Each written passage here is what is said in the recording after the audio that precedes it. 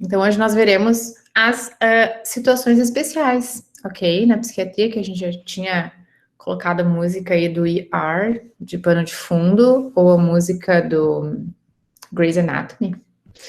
Vamos ver sobre os pacientes difíceis. Então, quais as situações especiais que nós veremos hoje?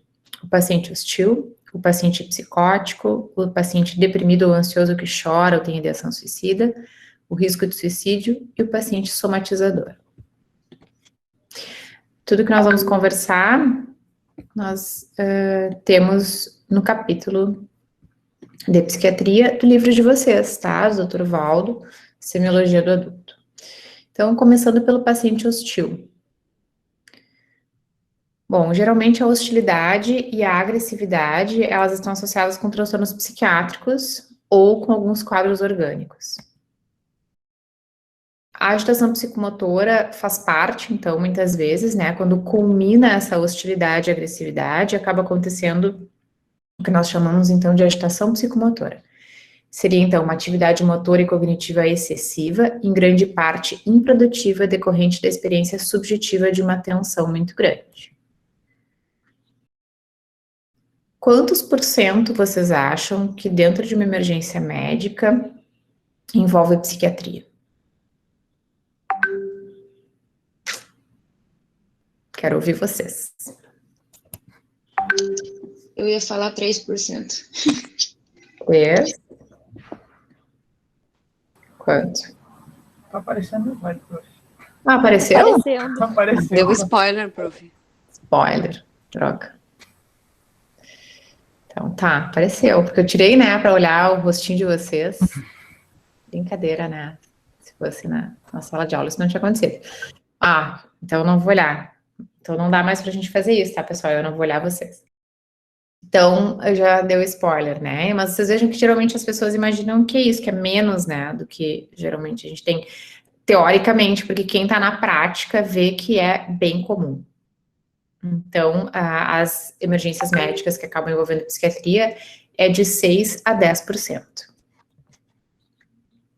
Bom, quais são as condições médicas comuns que causam a agitação psicomotora? O uso de substâncias, patologias intracranianas, como, por exemplo, um trauma, uma infecção, neoplasias, acidente vascular cerebral, doenças degenerativas ou epilepsia.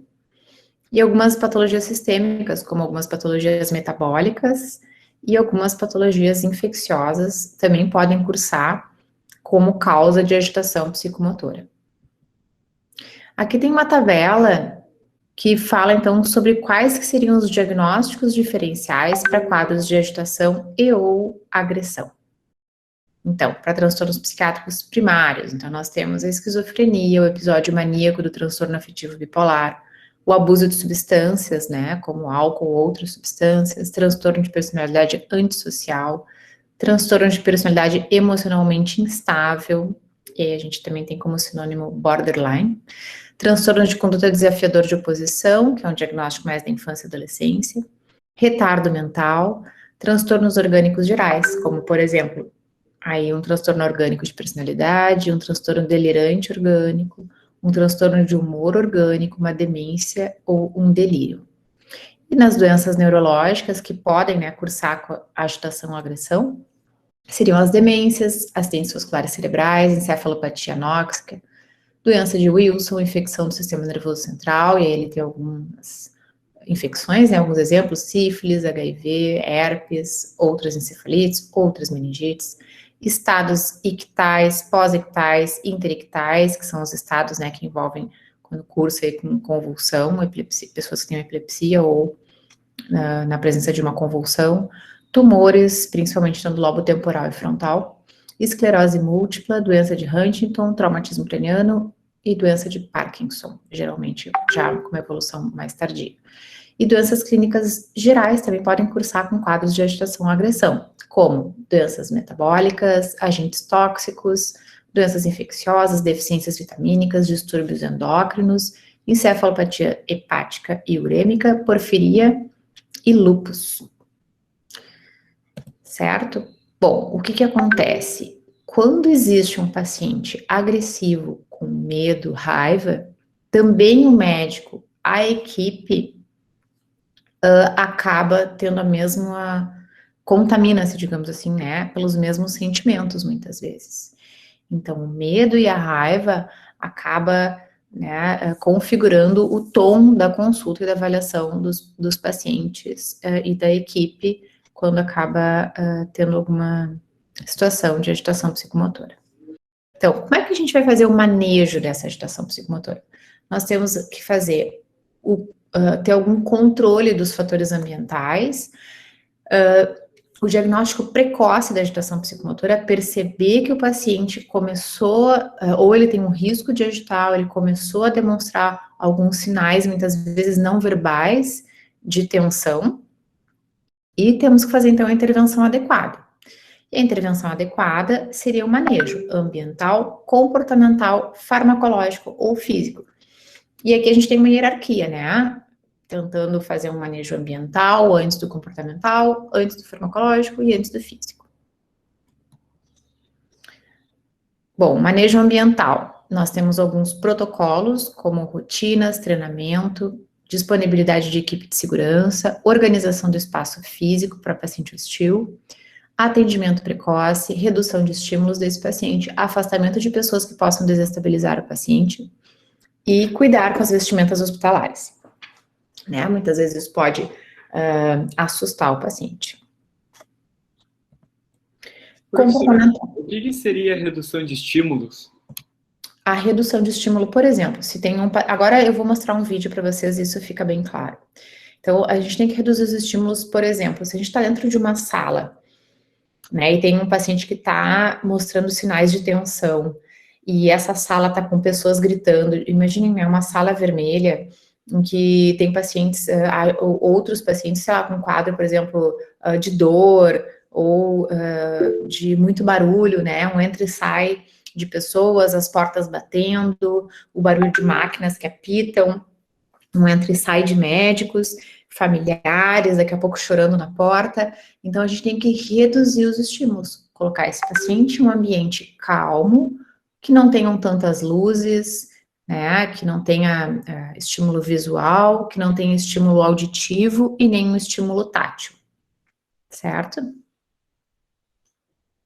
E a gente tem que ter, então, alguns protocolos. Essas rotinas a gente não faz ali na hora. Ai, olha só, o paciente hostil, como é que a gente vai fazer com esse paciente que está sendo hostil? Não, o hospital deve ter protocolos e rotinas e um treinamento da equipe já para o manejo desse paciente hostil, para que a gente não precise fazer uma contenção física do paciente. Então, antes, a percepção do paciente tenso, com risco de agitação psicomotora, essa percepção e o treinamento para essa identificação pode começar já com a pessoa lá do balcão, certo? Isso muitas vezes a gente acaba tendo, dependendo do bom senso, né, de alguns funcionários, mas para isso a gente pode fazer protocolos, rotinas e treinamento de equipe. Por exemplo, organização do espaço físico, né? Eu não vou ter, pessoal, eu tenho aqui na minha mesa, por exemplo, tá? Um vaso de cerâmica na minha sala de atendimento da emergência, certo? Se o paciente é hostil, não vou levá-lo para uma sala em que tenha, sei lá, equipamentos em que o paciente possa se cortar ou machucar outros, tá bem? Então, a gente tem que organizar o espaço para esse tipo de paciente. Tem que ser um espaço em que também ele não se sinta acuado. Por exemplo, a mesa, isso também a gente vai conversar na psicologia médica. A mesa, eu não posso colocar a mesa com o paciente sentado, encurralado num canto da sala. E nem eu, como médica, também, né, vou sentar com o risco dele me agredir, eu não ter como fugir. Então, os dois têm que ter acesso à porta, certo? Então, essa organização do espaço físico, ela é importante também. Atendimento precoce, claro, né, da identificação. Afastamento de pessoas que possam desestabilizar. Bom, se é, sei lá, uma mulher que está agitada porque o marido a agrediu, por exemplo, a gente não vai colocar o marido junto com a esposa. Ele vai dizer, não, ela tá louca, ela tá delirando. Não interessa. Se ela tá se sentindo desestabilizada com aquela presença, a gente vai tentar afastar essas pessoas que naquele momento possam desestabilizar o paciente. Manejo comportamental. Então, a gente vai evitar movimentos bruscos, a gente vai olhar para o paciente, não com um olhar fixo, né, de julgamento ou de interrogação, mas a gente vai fazer um contato visual, mantendo a distância, né? Nunca se avançar no espaço do paciente, né? Evitar anotar nesse momento, apresentar-se, falar pausadamente, mas firme, fazer perguntas claras, não falar nada do que não é necessário falar naquele momento, diretas, e a gente tem que ser flexível, mas não pode barganhar com o paciente. Isso é bem difícil, né? Teoricamente é bem fácil, vamos ser flexíveis sem barganhas, mas no momento é que a gente tem que dar esse limite acolhedor. A gente não pode ameaçar, a gente não deve confrontar os pacientes. A gente tem que estimular que o paciente expresse sentimentos, né? E o problema em palavras, né? E não em atos, certo? E aí você lembra que a gente falou, né, sobre atuar, a atuação, né? Daqui a pouco de um paciente com transtorno de personalidade, isso às vezes pode acontecer dentro da emergência. O paciente vai atuar no sentido de quebrar algo porque a tensão interna ficou muito grande. A gente vai orientar a ajuda e nesse momento a gente não pode julgar. Bom, aí se nada disso funcionou, a gente acaba indo para o manejo farmacológico, que a gente tem que diferenciar sedar de tranquilizar, certo? Então a gente vai escolher a medicação de acordo com a idade, o sexo, índice de massa corporal, presença de condições médicas ou complicações, medicações que o paciente já usou, que faz uso, ocorrência de efeitos adversos anteriores, aquele medicamento que eu estou pensando em dar, né? E até o uso, por exemplo, de substâncias psicoativas. Eu vou registrar no prontuário o motivo da escolha desse fármaco que eu fiz e vou fazer a solicitação. E sempre que possível, o fármaco VO, a gente apresenta, quem sabe, né, o senhor se tranquiliza, estou vendo que está difícil para se tranquilizar, quem sabe para aliviar um pouco essa sensação, se o senhor já tomou X medicamentos, quem sabe se o senhor tomar agora, certo? A gente vai oferecer por via oral. Então, se o paciente for cooperativo, mas em risco de agitação psicomotora, vejam a importância da gente fazer uma avaliação prévia, eu posso fornecer para o paciente haloperidol ou diazepam, ou até aldol associado, né, com haloperidol, desculpa, associado com diazepam ou a risperidona. Também posso fazer uso, então, de lorazepam. Então, é um antipsicótico e um benzodiazepínico, a classe desses medicamentos. Em caso, se eu tiver alguma condição médica associada, eu devo evitar benzodiazepínicos. Bom, se o paciente, então, não for cooperativo para fazer uso da medicação por via oral, se ele estiver agitado ou com risco iminente de violência ou de fuga, eu devo fazer uso, então, do haloperidol e da Olanza, que também é um antipsicótico, por via intramuscular. Se o paciente estiver intoxicado por estimulantes, a sugestão é um midazolam ou um diazepam. EV, claro, tem que ter bastante estrutura hospitalar, né, porque tem risco. Geralmente a gente opta por medicamentos intramuscular. Se intoxicação por álcool, a medicação de escolha é o haloperidol. E se gestante também, sempre IM. Bom, daí então, feita a medicação, tem que se reavaliar esse paciente a cada 30 minutos, avaliando gravidade e agitação psicomotora e sinais vitais, e claro, se teve algum efeito adverso a esses medicamentos que pode acontecer. Se necessário, se não tiver feito nenhum efeito, repete-se a aplicação do mesmo medicamento ou a gente começa a combinar, né? Então a gente pode alternar a cada 30 minutos, aí faz o aldol, faz o diazepam IM, EV, faz a Olanza, tá? A gente também pode ir alternando esses medicamentos. O que mais? Após 24 horas de uso do medicamento para manejo de agitação psicomotora, a gente tem que observar, então, os efeitos colaterais, certo?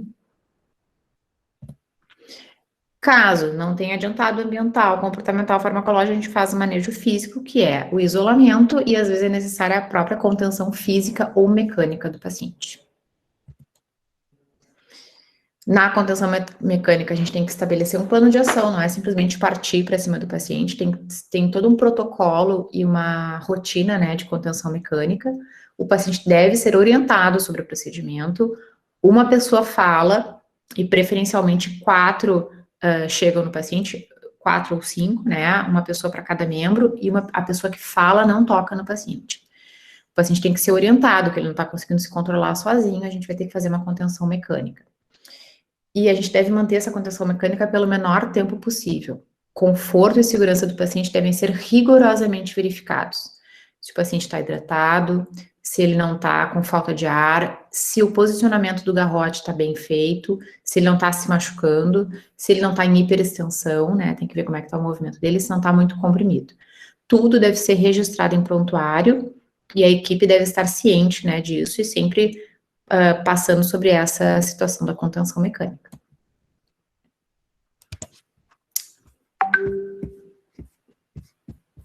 Dúvidas? Oi? Em situações em que tu vai receber um paciente hostil e tu sabe que é um paciente hostil, fica alguém contigo na sala de emergência ou tu fica sozinha com esse paciente? Se tu tiver alguém para ficar na sala, melhor, né? O manejo desse paciente em equipe é muito melhor do que o manejo do médico sozinho, certo? Então, se tiver 2 pessoas, às vezes é indicado, né?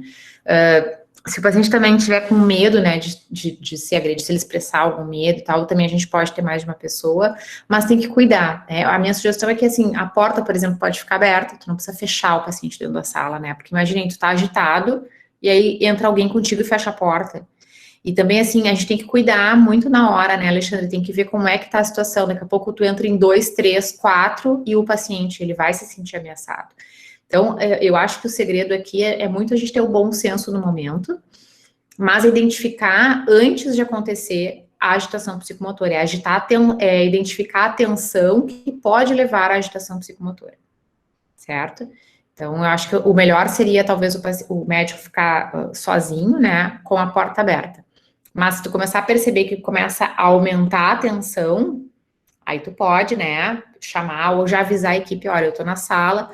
Os colegas, eles se dão conta, né, a enfermagem já é super ligada, os colegas começam alguém gritar, a pessoa já vai lá e diz, tá tudo bem, doutora, né? Às vezes já tem essa prática da equipe, então por isso que é importante protocolos, rotinas, fluxograma e treinamento de equipe para identificar esses pacientes mais tensos que podem levar a uma agitação psicomotora. Tá bom, obrigado. Eu vou passar para vocês agora um exemplo de paciente que tem agitação psicomotora. Então, é um menino que tem... Depois a gente conversa, tá? Eu vou primeiro passar, e aí são 2 partes do vídeo. Uma parte em que o paciente... Que o médico... Observem o médico, tá? Eu coloquei legenda em português, então tem umas coisas ali que não tá bem traduzido. Mas observem a postura do médico. Então, a primeira parte do vídeo é como não fazemos. E a segunda parte do vídeo é como a gente deve fazer.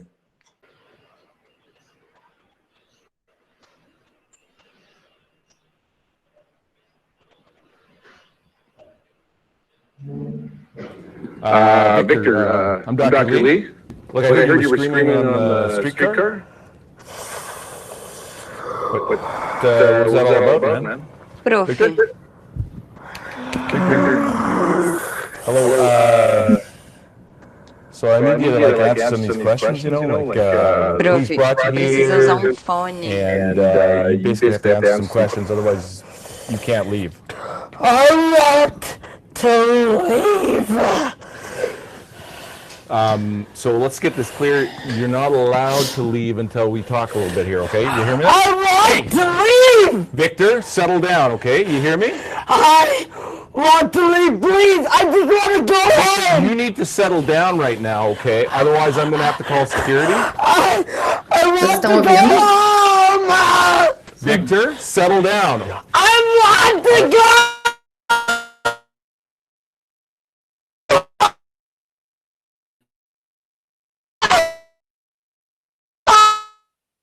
Hey, security.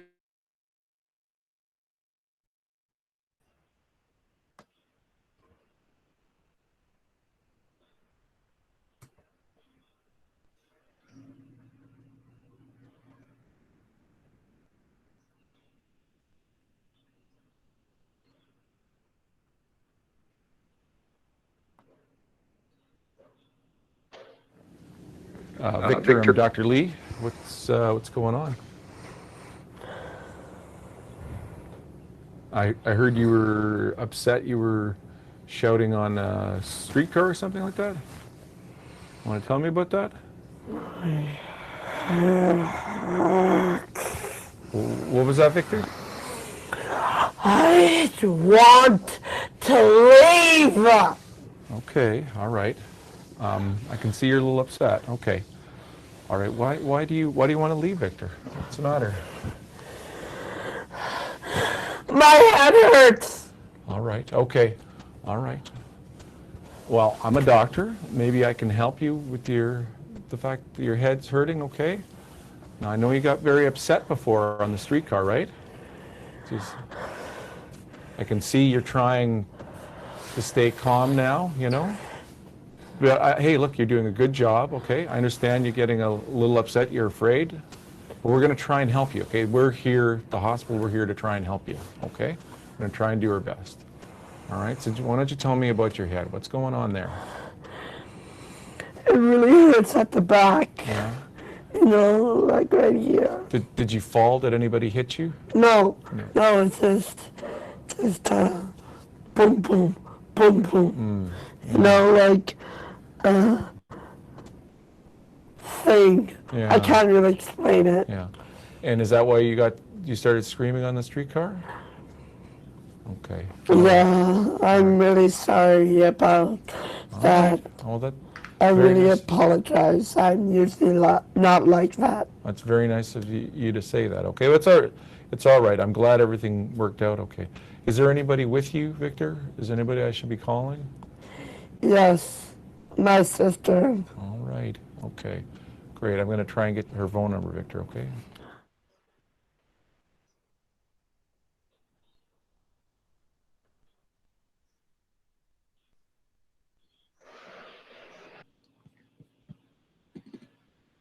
Dúvidas de paciente hostil? Não?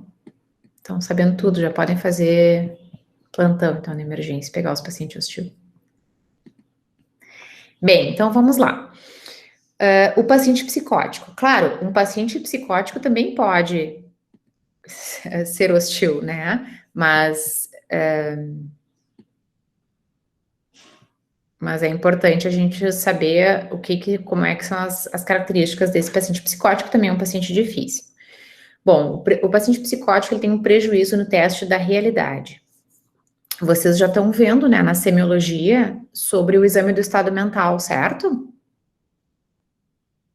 Certo.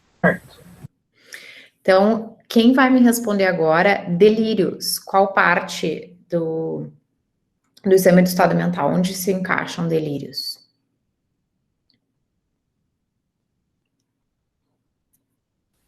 É no pensamento, não é? Pensamento, muito bem. Agora, outra pessoa para responder alucinações. A consciência? Não, a consciência é acordado, sonolento, torporoso. A consciência é obnubilado. Isso. Senso-percepção? Perfeito. Alucinações e ilusões, né? Vejam essa figura aí, vocês não estão tendo uma ilusão de ótica, né? É uma mulher com algo na mão, mas também às vezes parece um homem barbudo, certo? Então isso pode ser, às vezes a gente fica com a ilusão. A ilusão a gente distorce o que já existe e a alucinação a gente cria uma imagem nova. Então é uma alteração da senso-percepção, certo? E delírios, alucinações e ilusões fazem parte desse teste de realidade, né? Então se a gente tem que daí seria outra questão, né? Um insight, ou a percepção da realidade, a crítica, pode ser alterada devido à presença de alterações como delírios, alucinações e ilusões, certo? Bom, então a gente tem que fazer uma avaliação desse paciente psicótico, e aí tá, né, desde a conduta do paciente até as coisas que ele traz, ou o familiar traz, e a gente tem alguns tipos, por exemplo, de psicoses, né, ou, sei lá, alucinações, podem ser, por exemplo, alucinações auditivas, podem ser alucinações visuais, essas são as mais comuns, né, mas a gente também pode ter alucinação tátil, ilusão tátil, a gente pode, né, o paciente sente que alguém tocou no ombro, sente que tem uma energia correndo, um raio que passa pelo corpo, isso pode ser uma alucinação tátil. A gente pode ter, por exemplo, menos comum, né, para pacientes psicóticos, daí mais condições orgânicas, por exemplo, alucinações olfativas, né, o paciente diz, nossa, tô sentindo um cheiro de borracha queimada, tô sentindo um cheiro de geleia de abacaxi, por exemplo, né, ou ele pode ter ilusões auditivas, né, tipo, alguém falou meu nome, não, chamaram outra pessoa, não é contigo, então isso, ele tá distorcendo algo que já existe. O que mais? Conteúdo, como é que é o conteúdo dessas alucinações, né, desses delírios? Pode ser um conteúdo persecutório, então o paciente fica assustado, com medo, ou um conteúdo grandioso, né, o paciente acha, então, que ele é o diretor do hospital, tá lá, né, e se chegar alguém, ele vai confrontar, sei lá, Então, pode ser ou grandioso ou de perseguição. Nesse momento, não se deve confrontar, né? Tipo, se tu é o diretor do hospital, então eu sou quem, né? A gente não vai confrontar o paciente nesse sentido, a gente tem que guardar aquela informação que o paciente trouxe como um elemento de avaliação. E a gente também vai evitar o interrogatório. Tem que se manter o mais neutro possível, sem julgamento daquele quadro que o paciente está passando. Deve-se tentar ficar tranquilo, disponível para o diálogo, ser objetivo e esclarecer os pontos, né? Naquele vídeo também, o médico acho que passou bem claramente, né? A postura que se deve ter com o paciente que pode vir a agitar. Certo? Paciente psicótico, então isso parece, né? Pode ser uma das causas, então, de agitação psicomotora, por exemplo. O paciente deprimido ou ansioso, né? Então, o paciente com depressão pode vir, por exemplo, a chorar muito na sala, né? Tem médicos, tem pessoas que às vezes ficam muito desconfortáveis com o paciente chorando, né? Ou ter um pensamento suicídio, ou até mesmo chegar no consultório ou na emergência com uma tentativa de suicídio, né? Então, chega até os cuidados médicos pela tentativa de suicídio. E, claro, pacientes deprimidos, às vezes no consultório, pode ser mais difícil para alguns profissionais terem o entendimento, a continência, né, conseguir fazer, então, essa avaliação do paciente deprimido. O que vocês fariam, por exemplo, se o paciente chorasse? Eu acho que não dar suporte para ele e entender por que ele tá chorando, né? Porque seria pra gente estabelecer a causa do choro. Então, suporte como? Como que seria? Talvez oferecer um lenço, assim, tipo, demonstrar empatia, mas ao mesmo tempo sem se envolver demais na situação, assim. E eu acho sempre legal, tipo, quando as pessoas dizem que não tem problema. Pelo menos minha psicóloga, quando ela diz que não tem problema, ela tá chorando, eu me sinto menos pior. Uhum. Né? E porque vocês sabem que se a gente tolera o choro, né? Se a gente diz, olha, pode chorar, né? Chora, tá difícil as coisas, pode chorar, não tem problema, né? Não precisa ficar constrangido. Às vezes tu não precisa nem falar, né? Rafael, tu pode, como a Gabriela sugeriu, tu entrega um lenço, tu já tá dizendo, tu pode chorar, né? E se a gente for ver o tempo que esses pacientes choram, não passa de 1 minuto, 3 minutos, às vezes, no máximo, né? Então, o paciente realmente pode ter esse tempo para chorar. Prof, Uhum. eu sempre tive essa dúvida. Dá para tocar? Tipo, pôr a mão no ombro, assim? Mais um toque de afago, não sei. Uhum. É interessante essa tua dúvida, Júlia. A gente vai ver em habilidades de comunicação, isso faz parte de uma habilidade que a gente pode ter de comunicação não verbal, né? Então, assim, como é que o médico se sai nessa questão de comunicação não verbal? E isso é muito estudado na Inglaterra, porque na Inglaterra eles têm muito cuidado com o toque, né? Tem a ver, Júlia, isso que a gente está conversando, muito com a postura que a gente vai ter. Isso vai fazer parte da identidade médica de vocês, né? Será que nesse momento eu posso tocar no paciente ou não posso? O indicado, claro, na maioria dos estudos, né, em inglês, por exemplo, tu não pode sentar na cama dos pacientes, tá? Tem pacientes que ficam bastante irritados com isso, então também, né, a sugestão, e aí vocês vejam, são questões de postura médica, mas vocês vão começar a aprender a ter essa postura, aprender a se desdobrar dentro de um hospital, né, vocês não devem ir ao hospital de chinelos de dedo, nem de bermuda. Mas tá cuidando da minha roupa, eu visto o que eu quiser. Não, se tu usar de chinelo de dedo, pode cair uma agulha, tu vai te infectar com alguma doença, tu não pode usar um chinelo de dedo. Não é recomendado que tu use bermuda. É recomendado que as gurias cortem as unhas se vão fazer exame abdominal, né? Corta as unhas. Imagina alguém ir te examinar com uma unha desse tamanho, né? Não é legal fazer. Como é que tu vai tocar a tireoide do paciente com a unha grande? E essa questão do toque, por exemplo, se o paciente chora, então, tô falando muito da personalidade médica nossa, né? Desde a especialidade em que qual que é a tua especialidade, digamos, naquele momento, né? Qual que é a tua posição naquele momento da consulta, como é que é a tua situação em relação ao toque e o momento. Um toque, Júlia, então, por esses estudos ingleses, né? Um toque como tocar o ombro de leve ou tocar no antebraço, não teria problema. Mas toques maiores, como abraços, né? Ou sentar na cama e ficar segurando o paciente ou abraçando, isso não é indicado, tá? A gente tem que ter bom senso, mas não é só bom senso, vejam, faz parte, então, dessa etiqueta, né, da hospitalar, que a gente tem que ter alguns cuidados. Entendi, obrigada, prof. Prof, acho importante considerar também, e dependendo do toque, esse paciente pode estar tão deprimido, pode levar para um sentido, uma sensação mais emocional, afetiva, né? Daqui a pouco ele não tem uma pessoa que faz esse tipo de toque em casa, sei lá, é uma coisa muito... Não sei expressar direito, mas assim, eu tenho medo que talvez ele possa se apaixonar, digamos assim, entre aspas, dependendo do sentido da depressão que ele está sentindo. Eu acho que não só do paciente deprimido, tá, Thaís? Às vezes qualquer paciente, né? Se ele vai para fazer um diagnóstico, às vezes de... Isso a gente vai ver, né? Na nossa disciplina de psicologia médica, não é esse o ponto aqui.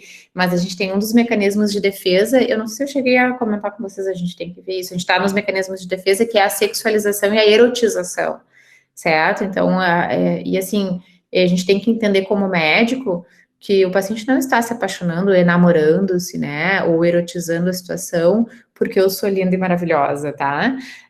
Não é isso. O paciente faz isso porque a gente está num momento, às vezes, de fragilidade do paciente e todo o cuidado que a gente está despendendo, né, com o paciente, ele sente isso. E muitas vezes, então, pela teoria psicanalítica, né, mas eu acho que cabe que a gente fala nisso, o paciente acaba erotizando, romantizando ou sexualizando a situação, porque talvez tenham outras questões mais difíceis de serem abordadas naquele momento.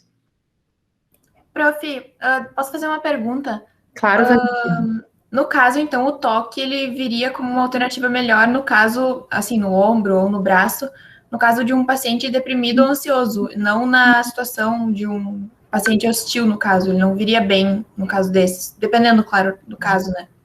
Perfeito, Valentina. O indicado é que a gente que a gente não toque no paciente, né? Porque tá com algum sentimento. Tem pessoas que não gostam de ser tocadas. Então, eu comentei que é tudo muito mais em inglês, mas nós brasileiros e latinos, a gente se toca mais, né? Se dá beijinho, se toca. Assim.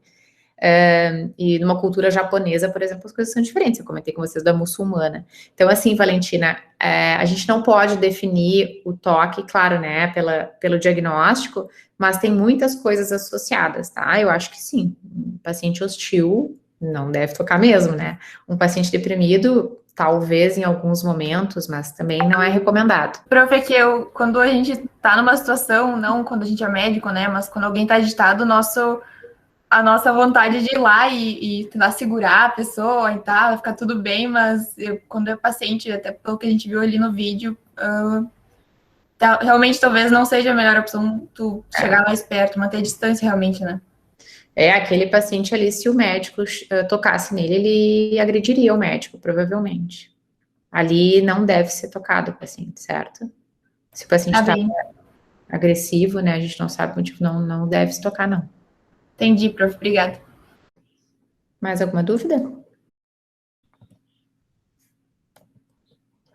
Então, algumas sugestões, né? Aguardar que o paciente queira falar, não abraçar, não fazer terapia de compadre, ser gentil e empático, um momento importante da consulta. Se o paciente está chorando é porque alguma coisa importante pode ser que esteja vindo, certo? Professora, eu tenho uma dúvida. O que seria uma terapia de compadre? Terapia de compadre, daqui a pouco, quando tu coloca o teu julgamento, as tuas percepções sobre a situação naquele momento. Tu vai perguntar para o paciente o que aconteceu, o paciente vai te falar, tu tem que estar aberto, mas naquele momento tu não pode estar dando opinião do que tu acha ou não acha, o que pode fazer, não pode fazer. Certo? Então, o que acontece? Essa depressão, né, esse paciente aí, né, não só o choro, daqui a pouco, né, que demonstra alguma coisa mais triste, mas daqui a pouco é uma patologia associada com essa tristeza, que chega a uma depressão e o paciente pode até chegar a pensar em se matar, tá? Então, tem um pensamento suicida.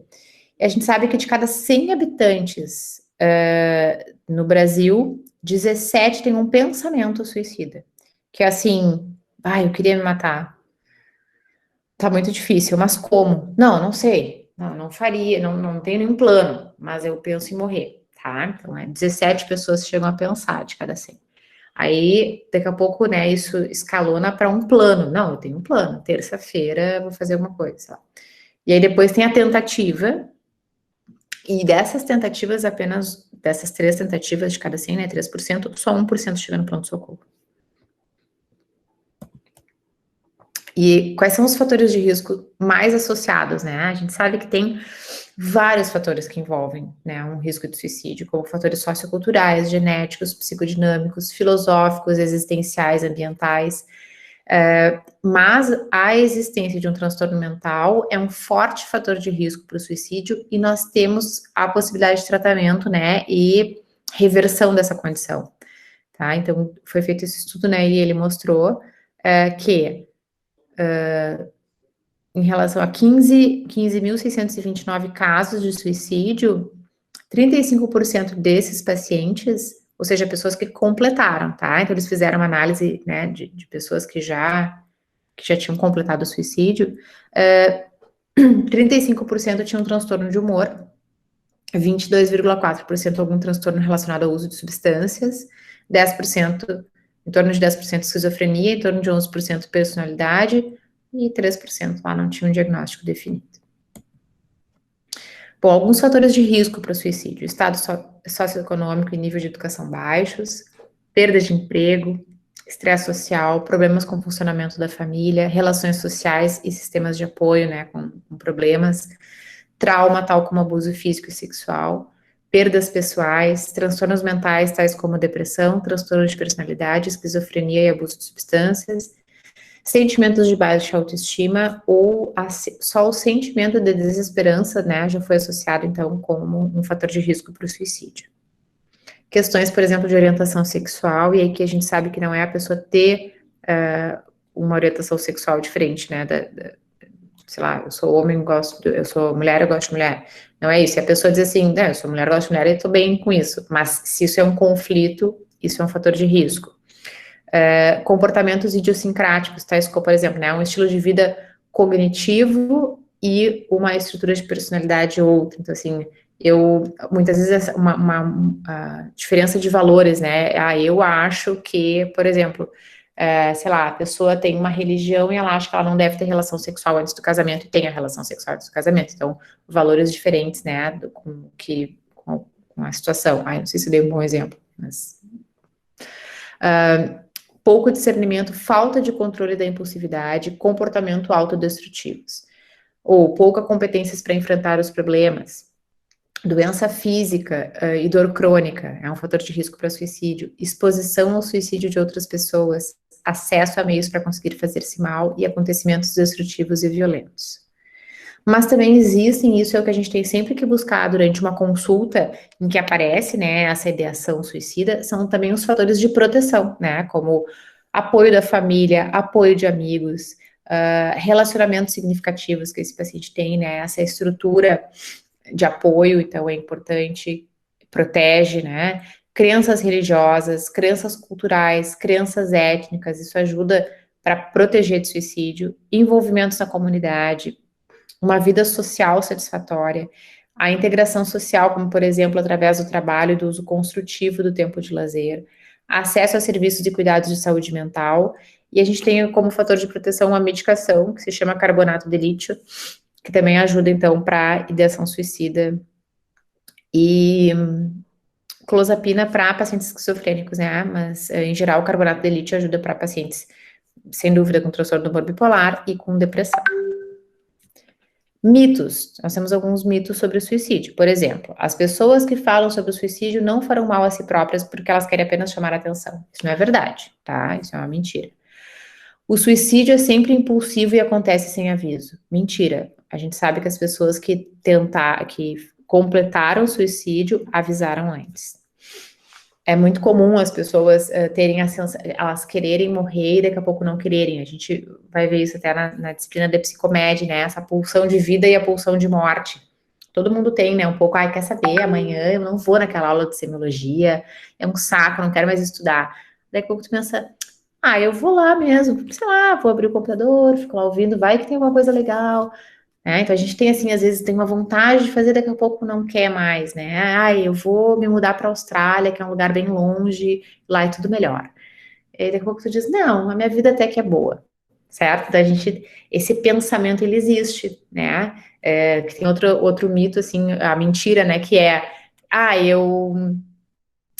isso acontece para outras pessoas. O suicídio nunca passaria na cabeça de quem é normal, né? De separar as pessoas normais e anormais. Não é isso, não é assim que funciona, né? Então, se a gente pensar nessas coisas de energia, de querer viver e querer morrer, às vezes essa pulsão, esses pensamentos, essa pulsão de vida e pulsão de morte pode estar presente no mesmo indivíduo, tá?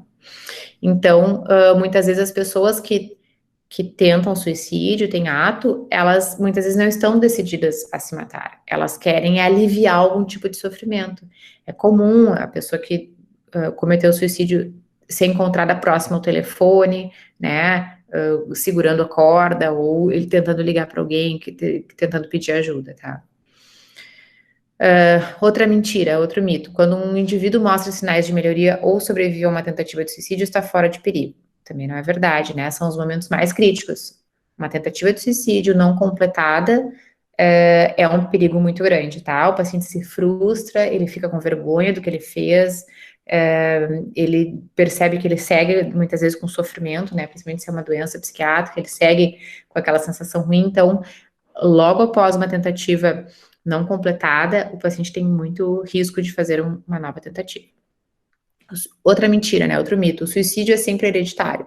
Não, o suicídio a gente sabe que ele tem um componente genético, mas não quer dizer que se alguém da minha família se matou, eu também vou me matar. Não é isso, né? Quando existe essa questão do risco de suicídio, é como um avião que cai. Não é uma causa única, né? Geralmente tem mais de uma situação crise, mais de uma situação crítica acontecendo que faz com que o indivíduo pense sobre o suicídio e tente o suicídio.